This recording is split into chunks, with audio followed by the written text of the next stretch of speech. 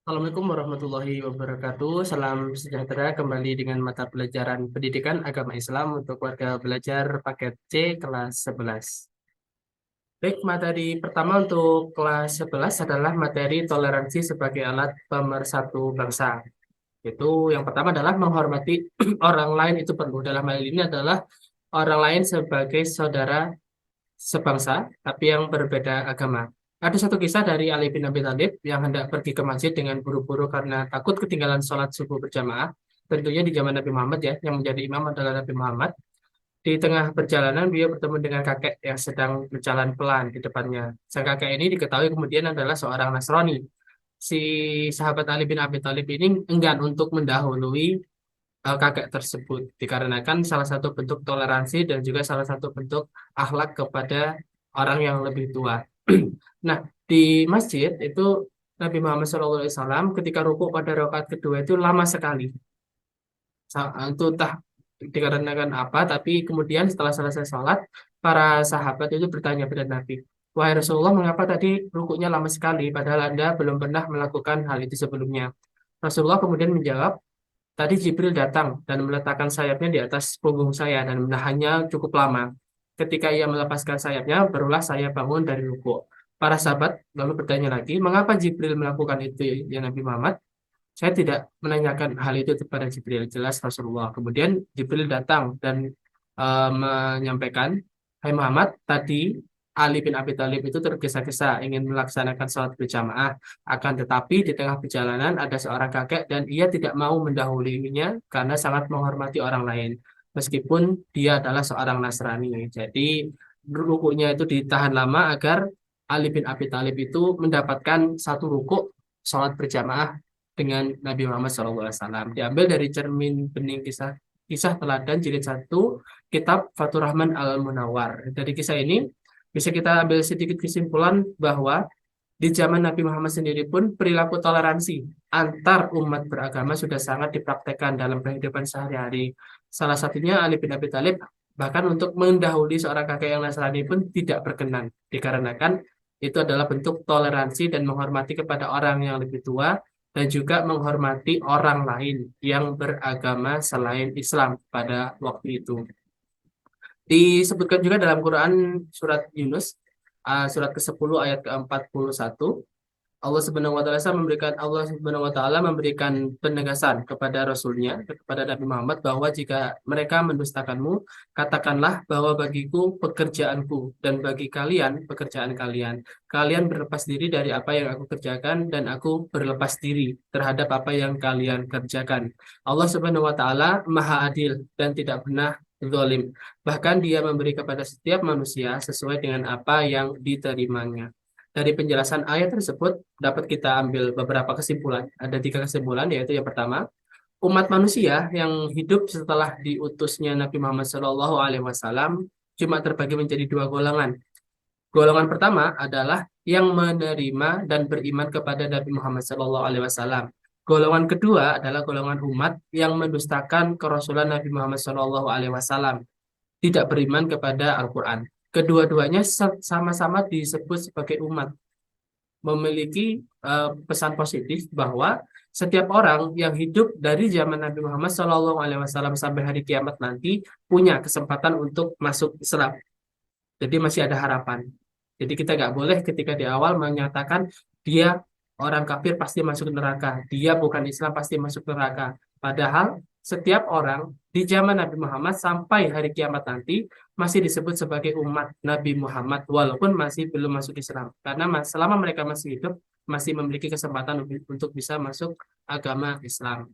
Yang kedua, Allah Subhanahu wa taala Maha mengetahui sikap dan perilaku orang-orang beriman yang selama hidup di dunia senantiasa bertakwa kepada Allah Subhanahu wa taala. Begitu juga orang kafir yang tidak beriman kepadanya. Jadi Allah Maha mengetahui nanti orang ini akhirnya akan masuk surga atau neraka yang menentukan Allah Subhanahu wa taala. Kita sebagai manusia hanya cukup untuk berusaha menyampaikan apa yang pernah Nabi sampaikan untuk berdakwah dan lain sebagainya.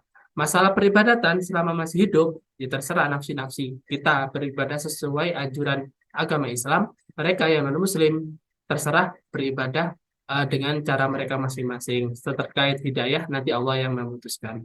Yang ketiga, orang beriman harus tegas dan berpendirian teguh atas keyakinannya. Ia tegar meskipun hidup di tengah-tengah orang yang berbeda keyakinan dengan dirinya. Kita harus yakin bahwa kita di antara mayoritas misalkan orang non-Muslim, karena kita Muslim dan kita meyakini kebenaran Al-Quran, maka kita harus tegar. Kita harus percaya diri bahwa apa yang kita yakini, apa yang kita kerjakan agama Islam adalah suatu kebenaran.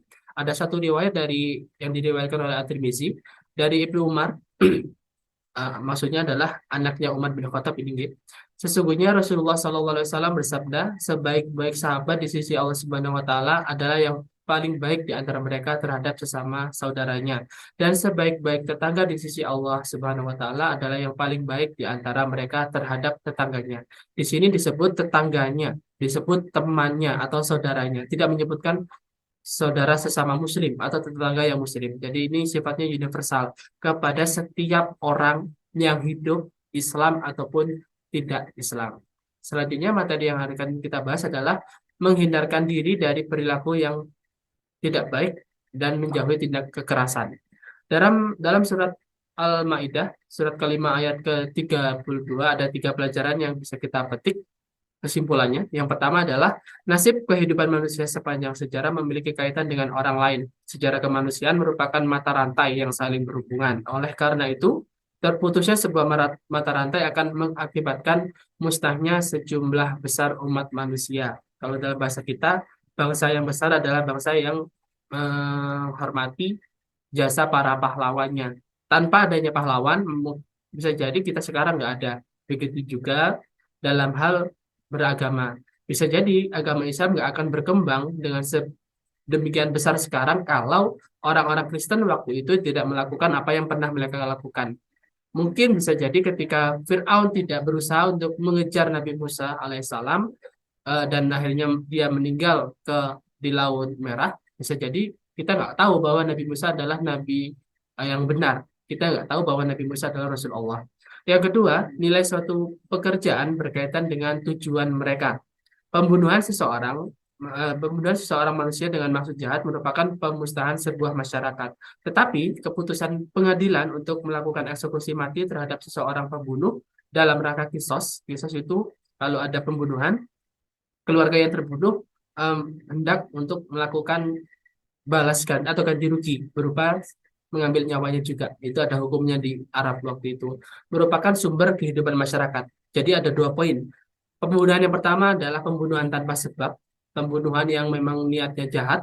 Itu adalah pemusnahan sebuah masyarakat. Tapi di sisi lain, pembunuhan yang dilakukan karena ada sebab hukum, karena sebab kisos, merupakan sumber kehidupan masyarakat. Karena merupakan sumber daripada keadilan.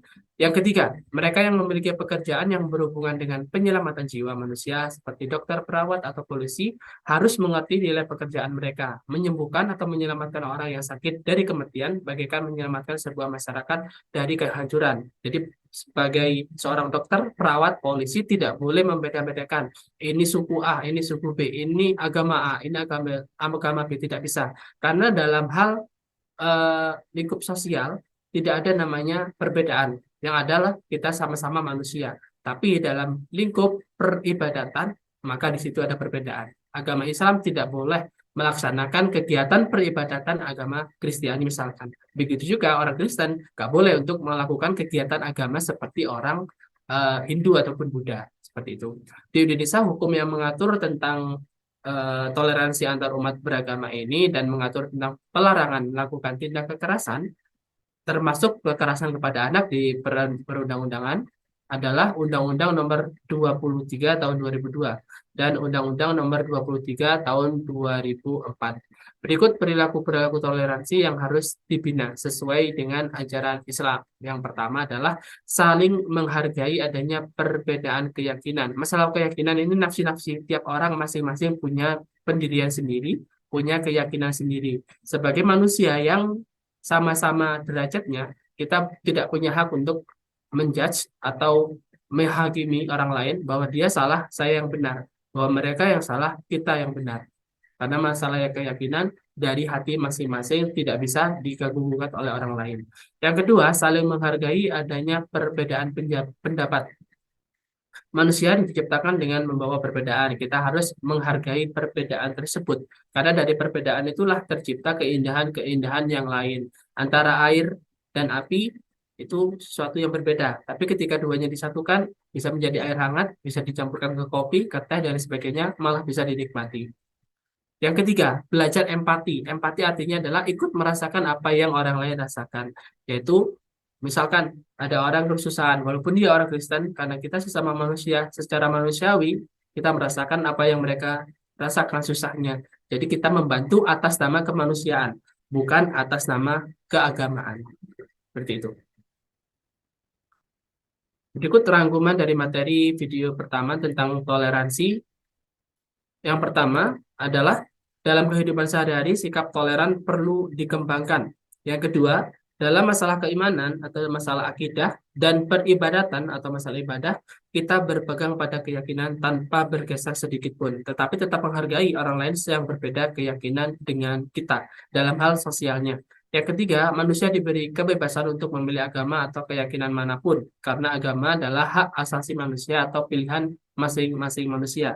Akan tetapi semua pilihan itu ada konsekuensinya. Manusia hanya harus bertanggung jawab terhadap pilihannya tersebut. Yang keempat, Allah menjanjikan surga bagi yang bertakwa.